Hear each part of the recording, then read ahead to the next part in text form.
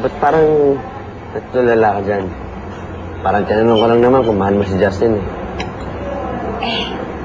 Nagpakasal nga kami, di ba? Kaya hindi na kailangan tangingin yung mga ganun kasi obvious ba? Ano ibig mo sabihin? Di ba, magkaibigan naman tayo simula bata pa tayo. Kaya importante ka talaga sa akin. Hindi naman mawawala o magabago yung pinagsamahan natin. Si Jessie is my wife now and she's also important to me. Alam mo, napakaswerte yung Justin sa'yo. Paganda ka. Mukha namang matalino at mukhang pagmahal. Sa compatible kayong dalawa. Artista siya. Ikaw, writer. Ako, sobrang magkasundo kami. Minsan nakita ko nga siya.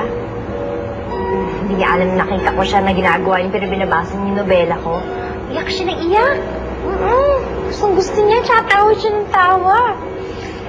Kaya, sana mabasa mo yung nobela ko. Babasahin niyo yan, promise. Hindi naman dapat piliin kung sino importanteng tao sa buhay natin, di ba? Kung ikaw tatanungin ko, sino mas importante sa'yo? Ako? O si Luigi?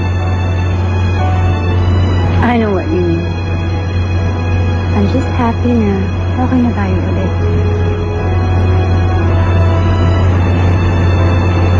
Pareho pala tayo.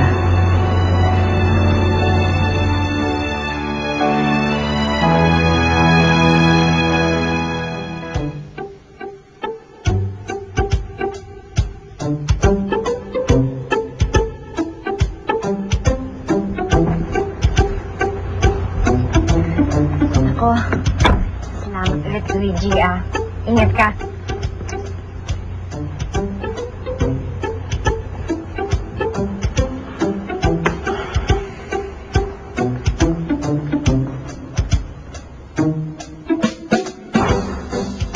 Anong ginagawa mo dyan? Saan ka galing? Alam mo kung anong oras na? Ayun o, ang laki-laki ng clock mo. Kailangan mo ba akong tanongin? 11:30 na.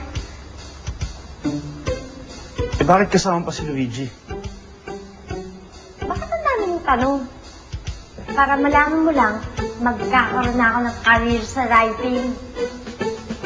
Sabi ni Luigi, babasahin daw niya yung nobela ko. Sigurado magugustuhan niya yun. Tapos pagkatapos nun, ako, gagawa na kami ng movie. Kaya kung ako sa'yo, huwag ka na maging masungit.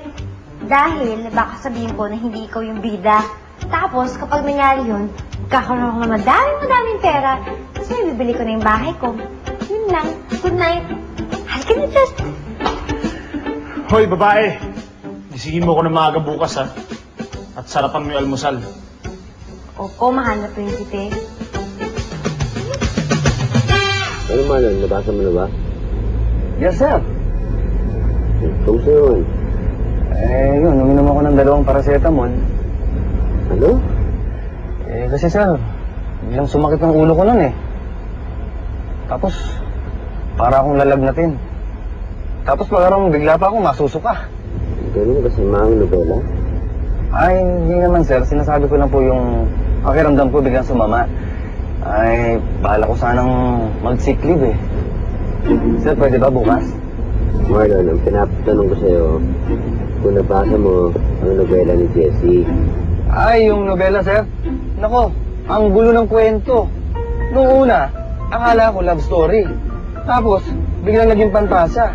Tapos yung kalagitnaan, naging political. Tapos biglang naging horror. Tapos yung huli naging sobrang drama. Ay, nako, basta ang gulo-gulo. Sumakit nga yung ulo ko dun eh.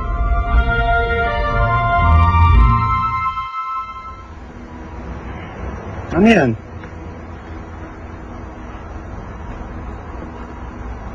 Good doggy. Good doggy.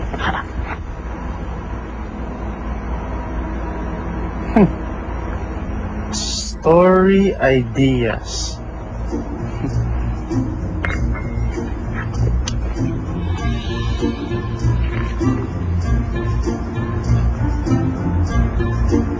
Love story ng isang babaeng nagiging goat at lalaking nagiging horse. Family adventure sa loob ng refrigerator.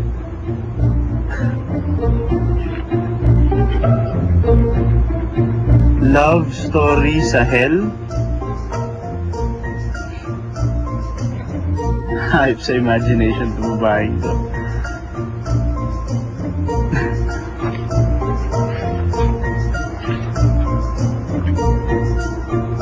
Birthday.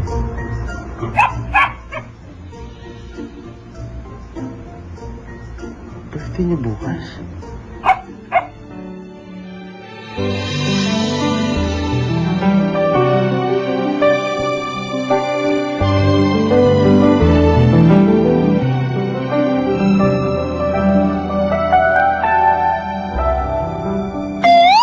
Bakit parang wala kang gana? Bakit hindi dumadalaw si Justin? Nagtataka pa ba naman kayo? Palagay ko kung siya lang ang masusunod eh. Hindi na magpapakita dito yun kahit kailan eh. Dapat magluto ko ng pansit. Di ba kailangan may pansit pag may birthday? Birthday mo ba ngayon? Ikaw kaya, birthday mo kaya ngayon? Oo nga, birthday ko nga ngayon. Nilalayo ng babaeng yan sa akin ang apo ko. Humanda siya. Humanda yung babae. What if I hire you as a contributor? Naku, Luigi, alam mo, ito talaga yung pinaka-best birthday gift na na-receive ko. Kasalukuyan dito po tayo ngayon sa isang public park kung saan kataka-taka na nandito ngayon si Justin Lasatin at kasalukuyang nasa loob po ng isang public toilet. Kasi naman, bakit nandiyan ka sa park? Anong ginagawa mo dyan? H, pwede mo may nga huwag ang paliwanag? At padala kayo ng pulis dito! Ano ba ito? Bahay o kulungan ng baboy? I think I've fallen for